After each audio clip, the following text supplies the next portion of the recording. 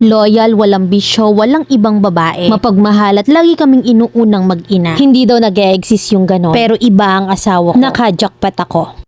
Way back 2012, 13 pa lang ako nang makilala ko siya. Parehas kaming high school at ahead lang siya sa akin ng 1 year. Unang kita ko pa lang sa kanya ay iba na agad ang tama ko sa kanya. And luckily nakilala siya ng classmate ko. Kinuha kasi ng classmate ko yung number niya. And that time, uso pa no ng GM or group message. So kunwari pinapadaanan ko siya ng GM pero yung totoo, sa kanya ko lang naman talaga sinend. Nag-reply siya no ng huyo at nagpakilala ako. Sabi ko, may nagbigay lang ng number mo sa akin yung friend ko, which is yung classmate ko nga. Mula nga nun halos araw ko na siyang katext. Pero nung nalaman ko na may jowa pala siya, medyo naglaylo ako nun. 14 years old na ako that time nang bigla ulit kaming nagkausap. Wala na pala siyang jowa kaya naman active na ulit siya sa text. Dumating sa point na nagkaroon kami ng call sign at aaminin ko na gwapo talaga siya. Isa nga siya sa heartthrob ng campus namin Hindi nagtagalay nanligaw siya sa akin at itong si ate mong girl na kasi nga crush na crush ko siya. Nung tinanong niya ako same day na sinagot ko siya. Sobrang saya namin habang nasa relasyon kami. Lagi niya akong sinusundo sa room ko para sabay kami pumunta sa palengke at ihahatid ako sa paradahan namin. 3 months pa lang kami magkarelasyon ay nalaman kong buntis ako at 14 years old pa lang ako that time. Agad namang kinausap ng parents ko ang parents niya. Pumunta sa amin ang parents niya na may dalang mga pagkain na para bang namamanhika na. Napagkasundoan na sa kanila ako titira at magpapakasal kami pagtungtong ko ng 18. Wala akong masabi sa family nila kasi sobrang bait at inaalaga nila ako ng sobra. Kahit na nga check off vitamins at pagkain ay hindi sila nagkulang lalo na sa pagmamahal. Ganun din ang asawa ko. Never siyang nagbago sa akin. Mas lalo niya akong minahal at inalagaan. Nag-stop nga pala ako noon sa school habang siya naman ay nagpatuloy. Sabi niya madami daw issue sa school tungkol sa amin pero ano daw bang magagawa nila hindi naman daw sila yung nagpapakain sa amin. Kaya doon ay naging proud ako sa kanya. Hanggang sa nanganak na ako at isang malusog na baby boy. Kamukhang kamukha siya ng papa niya. Nung una mahirap kasi parehas kaming walang work. Parehas pa kaming bata noon. Pero kahit na gano'n ay never kaming pinabayaan ng buat parents namin. Lalo na't first apo nila buat side. Kahit nanganak na ako ay wala pa rin nagbabago sa asawa ko. Masipag at mapagmahal pa rin. Minsan may ligalig sa mga gamit niya pero sobrang normal naman siguro noon. Hanggang sa tumungtong ako ng 18. Natuloy na ang kasal namin. Anak namin na nagdala ng singsing namin sa altar. At bilang babae, napakasaya ko kasi kahit na bata pa kami, alam kong nag-work yung relasyon namin. May sarili na rin kaming bahay at motor dahil sa pagsisikap naming mag-asawa. Year 2021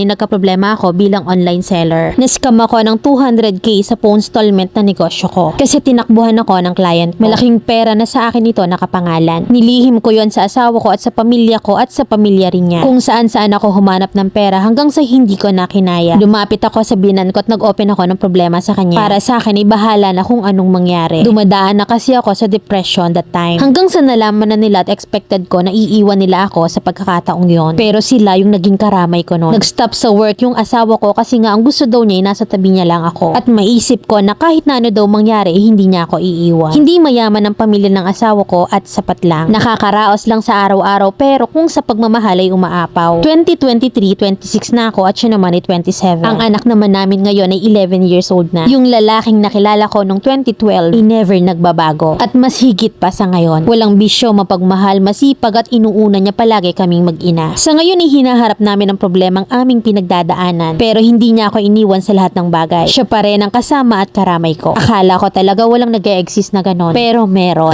Jackpot ako. Salamat kay Lord kasi kahit maaga kaming nagdesisyon sa sarili namin ay hindi niya kami pinabayaan. Ang lalaki sa buhay ko ay hindi fiction. Nasabi nila mag-exist man daw ay sa anime lang. Pero iba ang asawa ko at totoong may paninindigan. Thank you Mami Len sa pagbasa ng aking kwento. Letter sender, Rain ng Batangas.